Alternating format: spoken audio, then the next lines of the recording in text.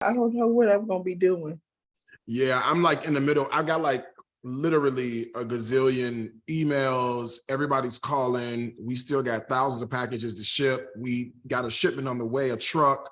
It's like everything that could blow up is blowing up literally right now. So it's like my energy might be, as a matter of fact, I might, hold on one second, because I got people packing, like literally my FaceTime is going off all at the same time. Okay. Yeah, I don't even know. Hold on one second. I don't even know if I'll be able to do this. Give me 1 second. Okay. Understandable.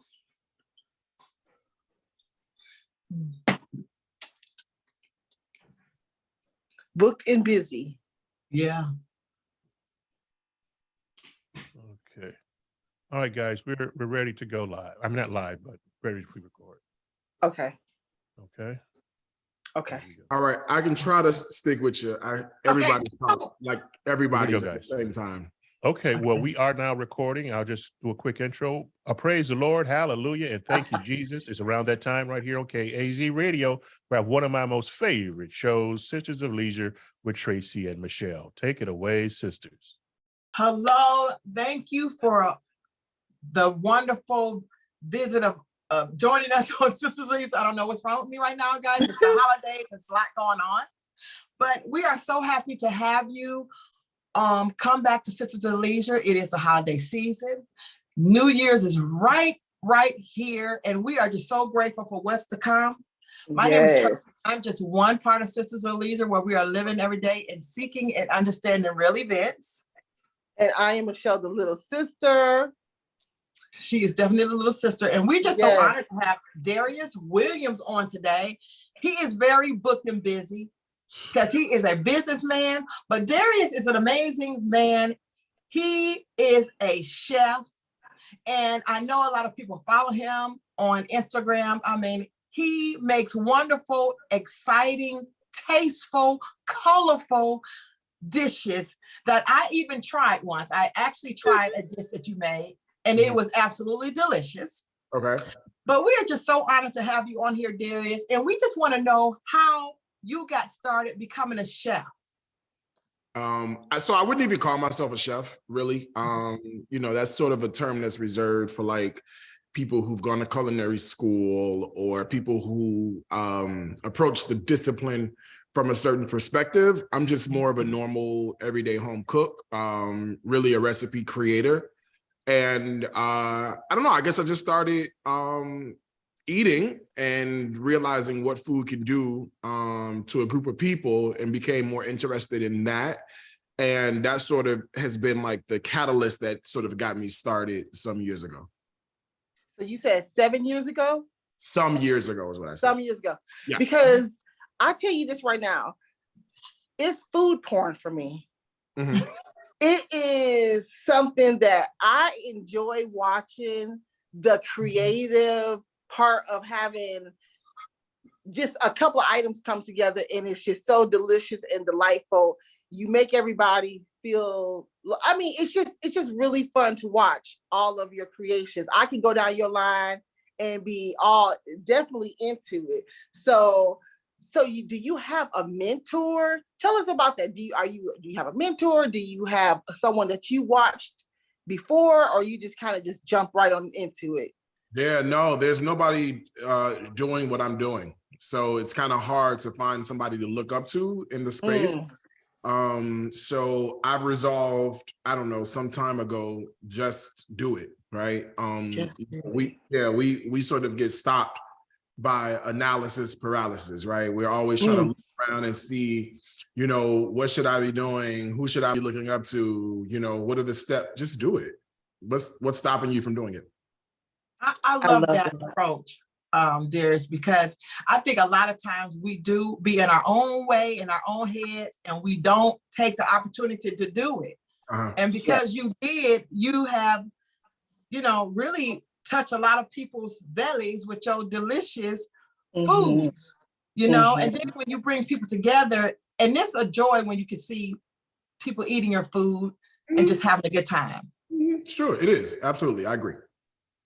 And so you don't only do food, you have flatware. You have not flatware, but you have pots and pans and stuff also. You have orders and stuff. You have a whole lot going on. Yeah, so I do. I created a line. So one of the things you want to do, obviously, when you talk about, monetizing a brand, is you want to create products or services that are congruent to what you do. So the next most natural step in the cooking process is, if I'm going to show you how to cook something, I should probably show you what I'm using to cook it in, and then why am I promoting someone else's product when I could sell my own? You can sell your own. That is, did you develop a team? How did you get, because there's people out here, that have great ideas. They're wanting to be a, entrepreneur like yourself. How did all this come about? Like you being able to be cooking on social media to be able to have your own brand. Walk us through that. Well, it's not anything you can sort of walk anybody through, but it's like, how do you eat an elephant, right? It's literally one bite at a time. And so I think what happens is that people look at what you do and they go, okay, what's the 4-step process so that I could be in the same position? When honestly, there are no 4 steps, right? It could have taken 27 steps to get to where I am. You just got to complete one and then do the next thing. So I mean, it's quite simple. I think what we do a lot of times is we overthink this stuff, right? And we get ourselves to a point where it's like, it ain't that hard to do this. It ain't that hard to find a company that manufactures cookware. And then you reach out to that company and say, hey, I've got an idea. What would it cost me to do X, Y, and Z? Let's go into business together. Let's do some stuff. You place your order. I mean, it's not that it's super difficult. I just think that people make it seem like it's such this process that nobody knows what to do or how to do it. It's literally one step at a time. And the crazy thing about it is you really can't start with step 5. You got to start with step 1. When I first started cooking online, did I ever think I would have my own line of cookware? No, the idea did not come when I first started cooking. It came because I was obedient to the assignment.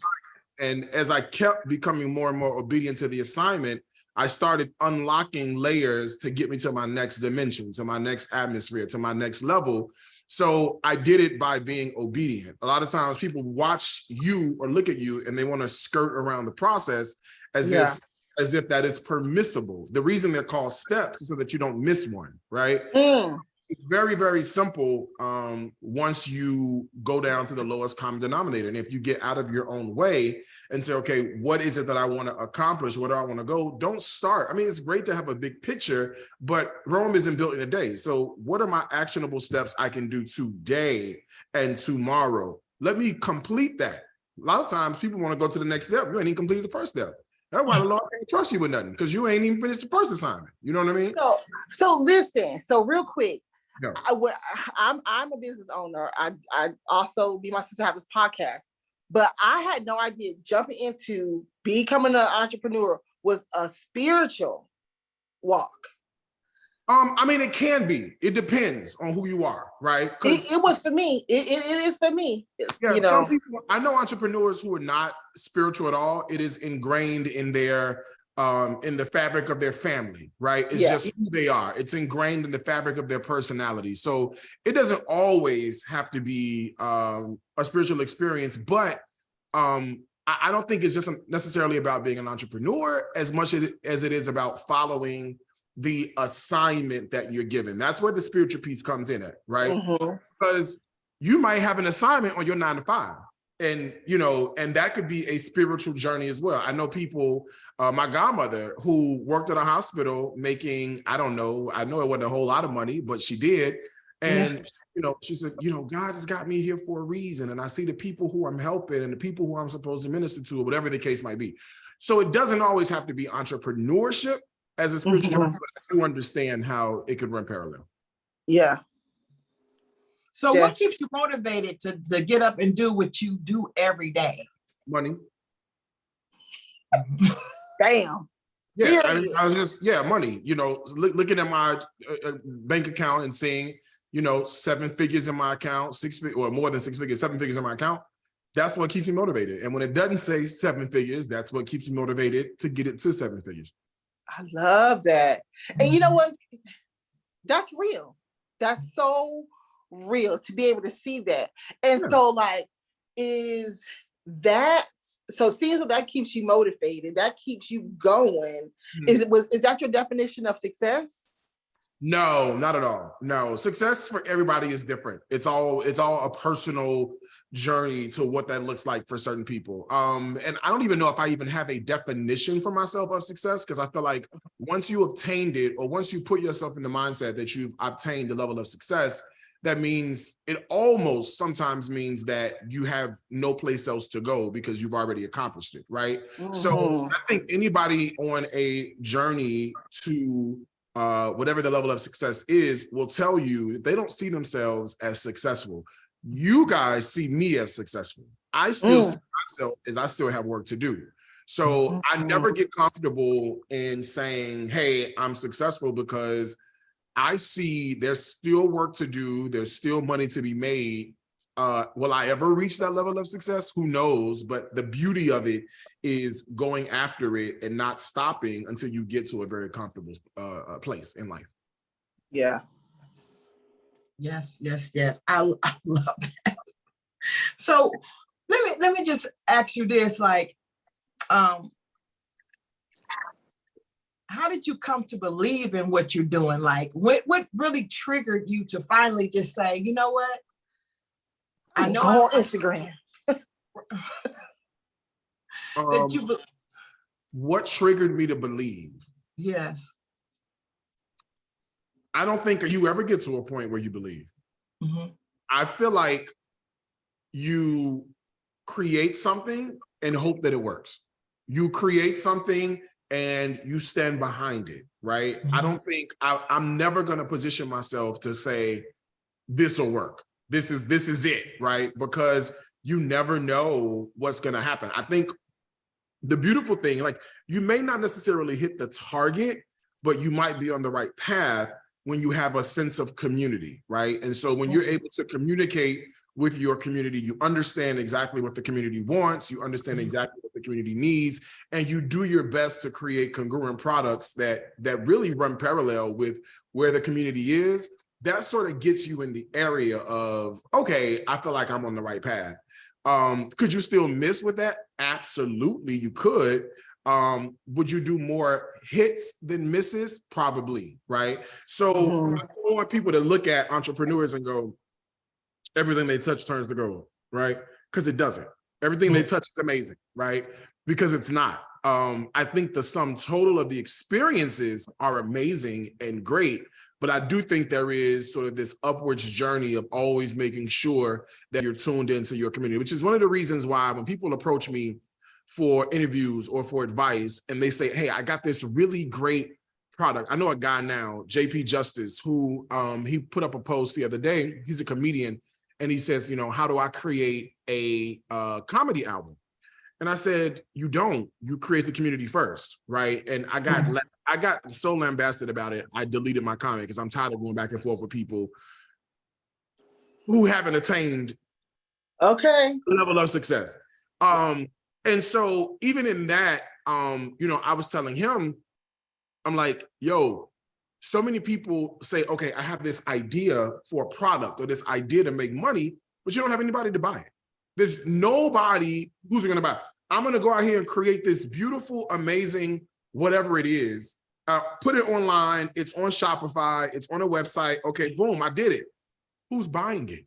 Nobody is buying it. So instead of focusing on, you know, the product itself, focus on a sense of building community first. That is the challenge, because once you build community, I could sell anything to my community as long as I stand behind it, right? Yeah. Out of community, how many of those products am I actually pushing across? And so I think that's where the focus should be. It should be focused on community, not focused on what is the next product I'm going to create. So I'm gonna just ask this, like, so basically with social media, do you feel like going live, the people that have businesses, is that a good way to build community? Yeah, live stream is a fantastic way to build community. But if you have the personality of toothbrush, you might need to work on a few other things before that, right? And then the other thing about going live in terms of a strategy is that nobody wants to be to have content delivered 24/7, right? So yeah, I cook, but don't nobody want to see me cook every damn day, all day long, right? So, no, you don't. You say that, right? But then when you think about it, you're like, no, I just want to hang out, or I want to feel comfortable, or I want to just sit down and chat, or whatever the case may be. People who have, like, if I was a therapist, right? Every time I get online, my community don't want to hear me giving you therapy every single time. This is too much. You don't want me out. So I feel like as a live stream strategy, it's important to couple your content, right? Your strategic content with just lifestyle content. That's what connects people. Singers are not walking around singing 24/7, right? No, Pastors and preachers are not walking around preaching 24/7. What makes you approachable is your personality, right? Yeah. And so as a live stream strategy, I think it's important to make sure that you're tight on your content, right? People know exactly what you do. They know how you do it. They know you're amazing at what you do. But what's this other piece? Give me more than just this person that you're putting on to be every single time. Who are you really? And I think that's what's important. So to answer your question about, do I think live stream is important to build business? Absolutely, I do. Absolutely, I think it's important, but I think it's how you approach live stream, which is even more important, which is why I show up the way I show up. I show up, sometimes my hair needs shaving, my beard might be ashy, my hands might be, I show, because that's how real people are. Nobody's at home with a full beat face. This is a Christian thing, but you don't get up with your bra on and stuff. You know what I'm saying? You got your bonnet on top of your head, your roller still in. That's real life, right? Yeah. I don't wear lashes all the time. Right, but believe it or not, it is the real life that people can appreciate, coupled with the fact that you are amazing at what you do. Give us that as a strategy. Don't always think of live stream as I've got to be on, because you don't. You know what? You preach it to me, because that's the look that has been, to me, given. You gotta you gotta have your beat face. You gotta be on fleek. You gotta be 24/7. And sometimes I want to just get on here and talk with my bra off, not showing you anything, but just being in my real authentic self. And so I think that that's a good, because some people feel like they can't do nothing unless it's all perfect. It's all together. And to believe it or not, there is perfection in the imperfection. There's absolutely perfection in the imperfection. People think it's got to always be all buttoned up. Some of the best live streams I've ever done are live streams that I just show up like nothing went right. I dropped the pan of brownies. I drank too much tequila, or whatever the case might be, right? Yeah. But those are the ones that people remember the most, and the ones that hit home, which is really a testament to the fact that you got to know your stuff. You know what I'm saying? Like, you got to be good at what you're good at, or else none of this even makes any sense, right? So there is this beauty in being imperfect. So what would you tell yourself? What do you wish you knew before you even started this? Something that you wish you knew that you could tell yourself now, like, okay, that you worked through, you finished through it, and you like, nothing. I love it. And the reason I would say nothing is because it is the journey that's amazing, right? It's not the destination. It's all the gems you pick up on the way. Because here's what happens. If you tell yourself stuff before you start, you set a certain level of expectation. That sets up a level of disappointment, because we already know life doesn't go the way we want it to go. So what ends up happening is that when you go through this journey and there are no expectations, you go through this journey, you have your ups, you have your downs, because you got to sit in your ups and you got to sit in your downs. Those moments where you rejoice and it's all amazing, you got to feel that. You got to know what that feels like, so you know how to get that again. And the stuff that hurts you the most, it is part of the journey, right?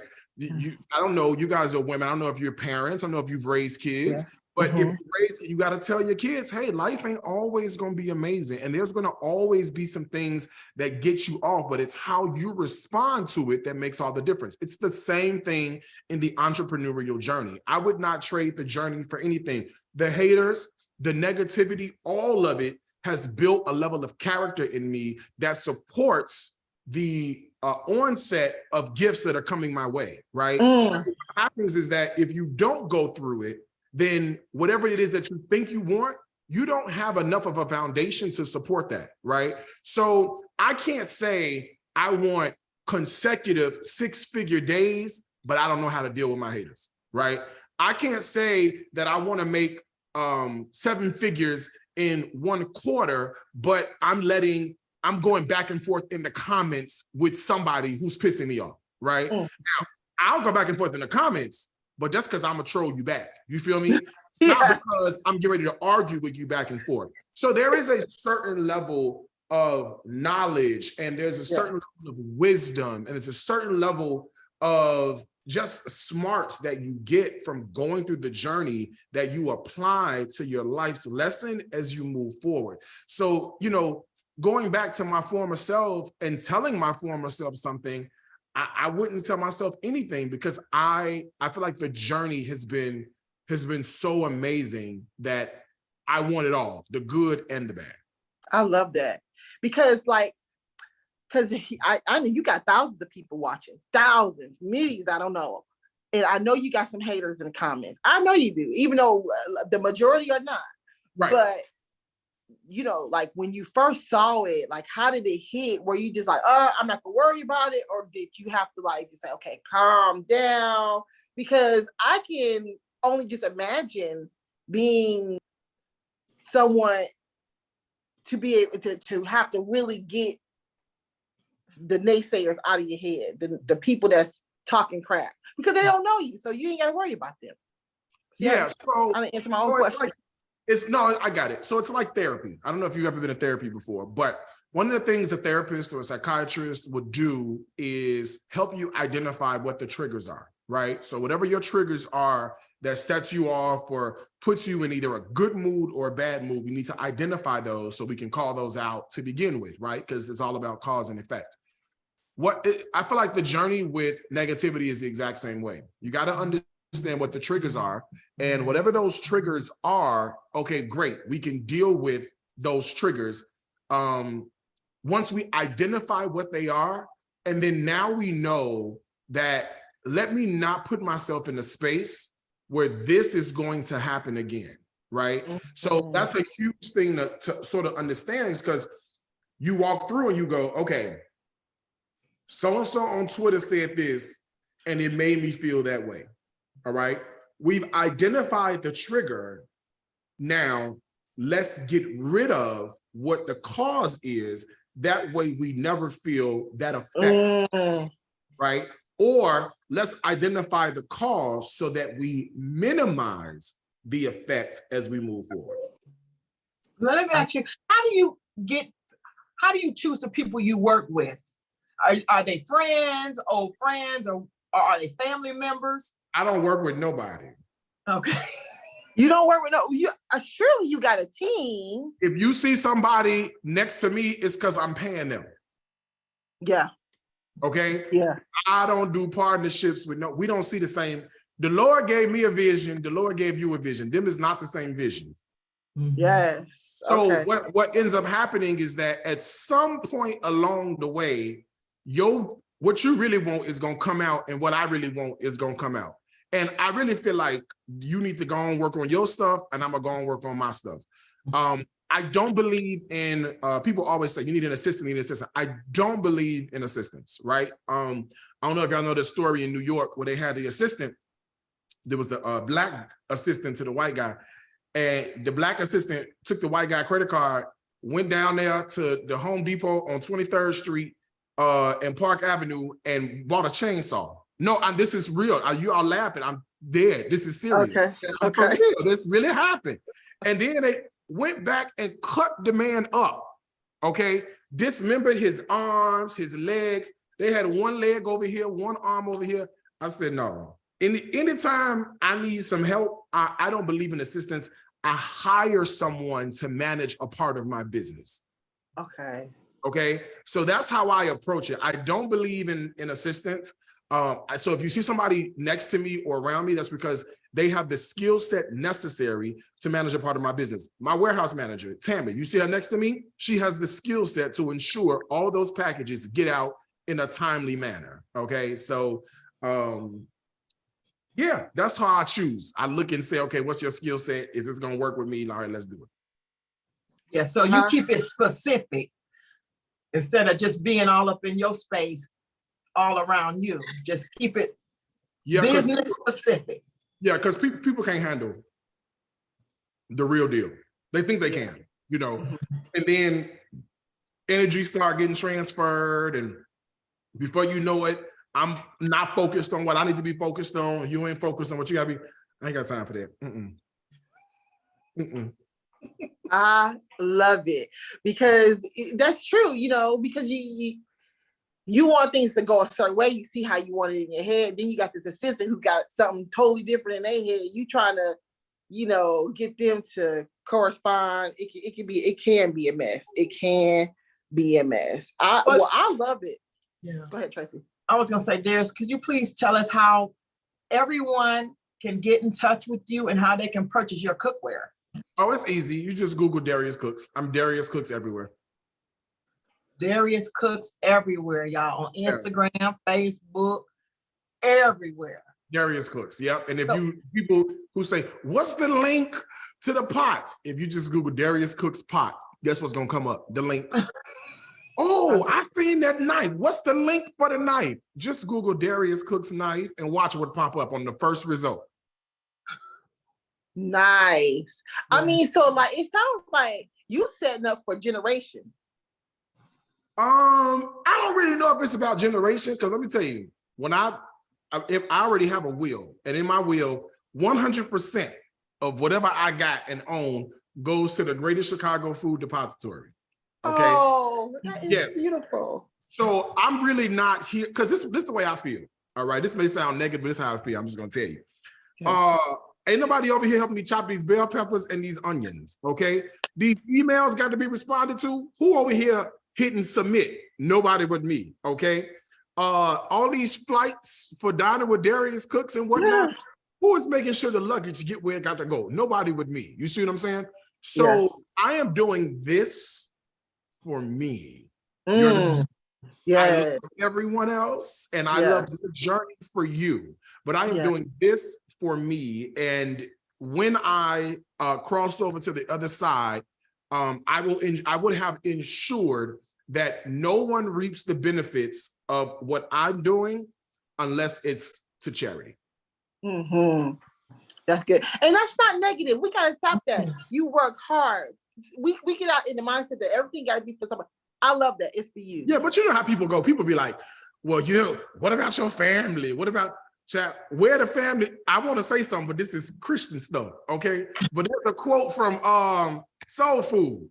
Forget the family, okay? The family is something with my husband, all right? Yeah. So I use that as a joke, but no, in all honesty, I just feel like I love my family, but you know, that's my family, not my business life. You know what I'm saying? And nobody here with me, you know, anybody out here shooting me in the gym. So when it comes time to celebrate championships, keep that same energy. God bless you. Well, I love it. I definitely enjoy watching your personality. You hungry? You ready to eat something? Like, I mean, I just love it. Yeah. And yes, I'll be hungry, and I'll be sitting like, dang it! So when is your next food event in Atlanta? I don't know, but it's sold out already. Yeah. So we have we just finished tour this year. We did 176 dinner parties in 2022. Next year we have 330 something. We actually start next week. Next week we fly to Dallas. So Atlanta's sold out, but I think we have Dallas, LA, San Francisco, and Phoenix all in January. And luckily they're all sold out, which is great. Well, you know, Darius, I am so thankful that you responded to our email. We do really appreciate you. We definitely did get some gems now. You threw some gems out, and if y'all wasn't picking them up, I am so sorry for you. But we appreciate you coming on Sisters of Leisure. We really, really do. And we definitely want to support and do something. I got to buy a cookware, a knife, a fork, or something. Yeah, well, you can just shop DariusCooks.com is the site. You go over there, get whatever you want. Find a discount code. You know, I'm giving out discount codes. We have one more 70% off Saturday happening. Oh, this weekend, like in a couple days, like 2 days. So we'll have the codes up on my social media. You can grab a code, and if you want to support, there's plenty of options for you. I love that. Thank you so much, Darius. You definitely we appreciate you taking time out of your busy schedule. I know you're gonna get everything done. Yeah, I'm gonna get it done one piece at a time. It's gonna get done. One piece at a time. Yeah. All right, y'all. Thank you. Thanks, Darius. Bye-bye. Excellent. No Excellent. Thank you. Okay. Thank you so much, Larry, for taking time out your schedule. Oh, yeah. Yeah. And let me just tell you, that was a really good show. That guy, really good show. But don't, with Kat, I'm telling you, she will drain you. Yeah. You know, and because I think her whole thing is, you know, to get, what's the word I'm looking for? You know, it's endurance. It's like she wants justification. And if you love Christ, you don't need any kind of justification like that. And that's what I speak to her about, because I know what I go through in my own personal. And if you say you love, then you have to be, you can't be this way or that way, you know, and you can't worry about you being nice. Nice ain't good enough in the eyes of the Lord.